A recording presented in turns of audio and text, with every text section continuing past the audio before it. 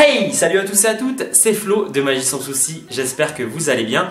Aujourd'hui on se retrouve pour une nouvelle vidéo dans laquelle vous allez apprendre tout simplement à faire apparaître une carte qu'un spectateur a choisie et que vous avez perdue dans le jeu dans un paquet de cartes. Après, vous pourrez décliner cette manipulation à d'autres éléments comme par exemple une sacoche, une poche, etc., etc. Et on va justement approfondir cette manipulation sur la reprise de la carte au sein d'un paquet. Ensuite, pour ce qui est de la présentation de cette technique, et tout simplement, vous allez la découvrir au sein d'une routine de Michael Stutzinger qui se nomme quadruplé, qui est vachement sympa. Et justement, le final de cette routine utilise cette technique. Donc, concentrez-vous bien à ce moment-là. Et ensuite, pour ce qui est des explications, donc on ne va pas expliquer la routine, mais bel et bien ce final qui est juste magique et qui vous permettra de réaliser, je vous l'assure, des miracles. Bref. Présentation, explication, c'est parti. C'est parti pour un petit tour de cartes avec un paquet Bicycle rouge. Donc hop, on prend l'ensemble des cartes du jeu et on pose l'étui de côté, on s'en servira juste après, vous allez voir. Donc dans un premier temps, hop, on va venir tout simplement mélanger le jeu de façon totalement normale, aucun souci là-dessus. Et tout simplement, une fois que le jeu est bien mélangé, je vais te demander s'il te plaît de venir mettre une carte en avant, la carte de ton choix, celle que tu veux, celle-ci. Est-ce que tu veux choisir une autre carte? Non. Non, c'est bon? Alors, tout simplement, ta carte, on la met ici pour ne pas la perdre. Et maintenant, tu vas venir la montrer à l'ensemble des spectateurs. Pendant ce temps, je mélange le jeu réellement, comme ceci. Hop, et on va venir perdre ta carte dans le jeu de la même façon que tu l'as prise, c'est-à-dire en l'enfonçant de moitié où tu le souhaites. Par exemple, sur les côtés, vraiment où tu veux. Hop, super. Donc tu vas placer ta carte ici. Est-ce que tu veux changer la position de ta carte dans cet étalement? Non, c'est tout bon? Alors, regarde bien, ta carte est juste là et tout simplement on la perd dans le jeu. Alors tu te demandes peut-être pourquoi je l'ai regardée. En fait, c'est juste pour confirmer quelque chose que je savais déjà. Ta carte est située entre ces deux cartes et tu vas voir ce qui est vraiment magique. Si tu peux retourner s'il te plaît, justement, l'ensemble des cartes, regarde bien.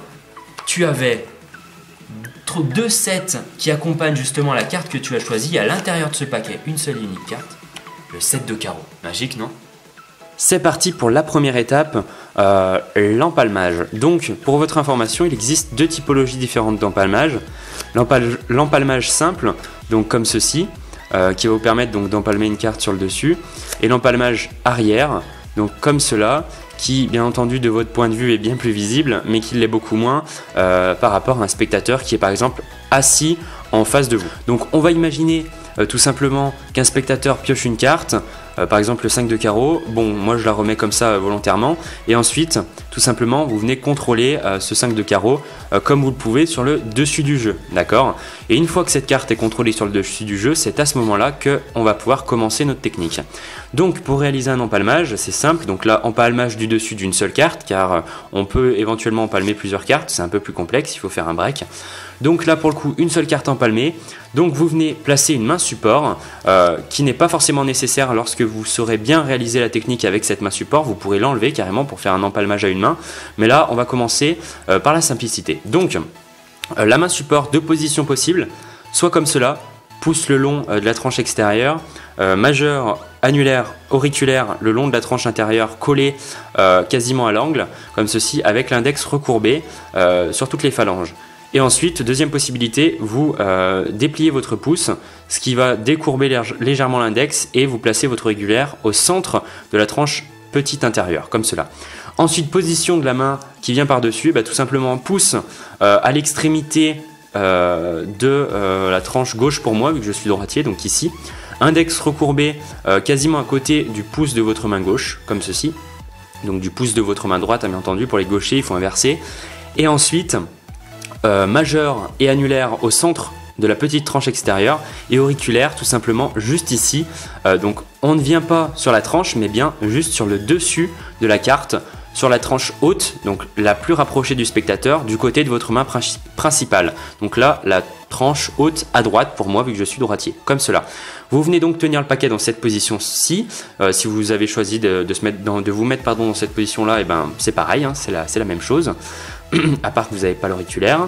Et ensuite, tout simplement, vous allez venir faire cette manipulation qui consiste, avec l'auriculaire, à venir tendre vers le haut pour venir pousser la carte et venir l'empalmer. Donc cette manipulation doit être faite vraiment qu'avec l'auriculaire, car vous aurez peut-être tendance au début à venir le faire avec tous les doigts, ce qui aura pour effet de mettre la carte un peu en avant. Ça va vraiment la tirer à l'horizontale comme ceci, et c'est vraiment pas ce qu'on cherche. Nous on cherche vraiment donc à déplier l'index comme ceci, et vraiment seulement avec l'auriculaire. Donc on tend les doigts légèrement vers l'avant comme ceci pour éviter de toucher la carte, et seulement avec l'auriculaire on vient basculer la carte, ce qui aura pour effet en fait de la faire pivoter comme ceci. Vu que vous poussez que de ce côté, vous voyez que la carte se pivote, et c'est ça qui va donner donc l'angle de vue beaucoup plus rétréci vis-à-vis du spectateur, et qui vous permettra de placer la carte vraiment dans un empalmage invisible quasiment. Donc on déplie l'index et on vient avec l'auriculaire pousser en avant, donc ça vraiment à travailler, hein. Lentement vous venez pousser en avant, et vous venez, si vous le souhaitez, lâcher légèrement votre pouce comme ceci. Hop, vous tendez l'auriculaire, vous lâchez si vous le souhaitez votre pouce, et vous venez reprendre correctement en main. Ensuite, et seulement ensuite, vous venez décaler légèrement avec votre main gauche l'ensemble du paquet. Vous pouvez faire des mouvements hein, comme ceci pour avoir l'air tout à fait fluide, c'est très important. Et ensuite, vous êtes dans cette position-là, prêt à faire l'apparition dans l'étui. Donc tout simplement pour cela, donc sortez les cartes de l'étui, bien entendu vous n'en laissez aucune, et vous le posez avec le dos de l'étui en l'air, c'est-à-dire l'ouverture dans ce sens-là, sur le côté de votre main principale, comme ceci. Bon, là il n'est pas bien fermé, c'est parce qu'il est un peu usé. Et ensuite, tout simplement, vous allez donc faire choisir une carte à votre spectateur. Après, vous imaginez la routine que vous voulez, vous la contrôlez sur le dessus, hein, comme tout à l'heure. Vous empalmez la carte, donc soit deux mains, soit une main. Une fois dans cette position-là, deux possibilités. Soit vous venez, et c'est celle que je vous conseille d'ailleurs, partir avec le paquet comme ceci en main gauche, en demandant au spectateur de faire quelque chose. Dans le même temps, vous dites avec ce paquet, vous allez voir, on va faire quelque chose de vraiment magique. Vous insistez sur le paquet et vous partez avec votre main droite. Et dans le même temps, en même temps que vous posez le paquet, vous posez la carte complètement sur le jeu, comme ceci. Donc je vais vous montrer en me rapprochant un petit peu. Vous avez donc la carte empalmée et vous posez la carte complètement comme ceci. D'accord ? Votre pouce vient le long de la tranche et l'auriculaire idem pour pouvoir couvrir tout ça. Si vous le souhaitez, en poussant avec vos doigts, comme ceci, vous rapprochez légèrement votre main pour la couvrir et pour couvrir la carte de façon plus ample, comme ceci. Deuxième possibilité, si vous avez réalisé un empalmage à une main, tout simplement, utilisez la main qui n'est pas utilisée dans l'empalmage pour faire autre chose. Et ensuite, vous pouvez soit poser directement le paquet avec la main qui a empalmé, soit faire la même manipulation que tout à l'heure, comme ceci.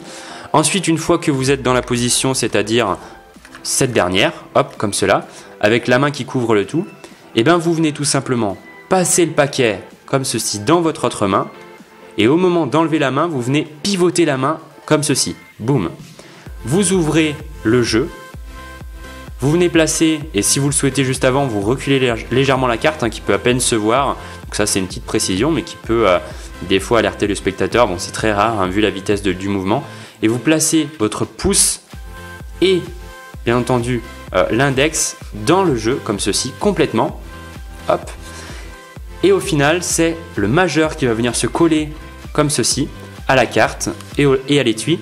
Et en appuyant justement avec ce majeur, vous venez sortir la carte. Et en plus, ce qui est super, c'est que ça fait vraiment le bruit d'une carte qui sort comme ceci. Donc voilà, c'est une superbe manip donc, que nous propose Michael Stutzinger.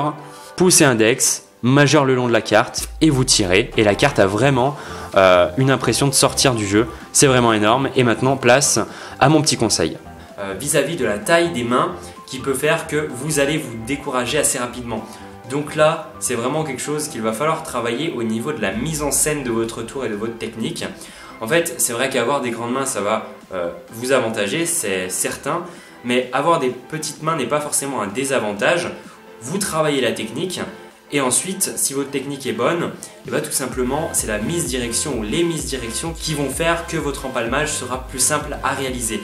Comme par exemple, typiquement dans la routine que je vous ai présentée, le spectateur retourne les cartes lui-même, ce qui fait qu'il est détourné au niveau de l'angle de vue, il y a un détournement d'attention, il retourne ses cartes Et pendant ce temps, vous empalmez la carte, au niveau du timing c'est parfait, c'est très bien pensé, et vous allez sur le paquet pour ensuite le retourner. Et voilà, c'est déjà la fin de cette vidéo. N'hésitez pas à vous abonner à la chaîne en cliquant juste ici pour voir justement toutes les prochaines vidéos qui sortiront.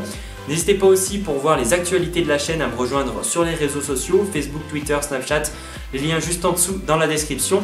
N'hésitez pas aussi à me donner votre avis sur cette vidéo juste en dessous dans les commentaires. Et moi, j'ai plus qu'à vous dire bon entraînement et à très bientôt pour une prochaine vidéo. Ciao!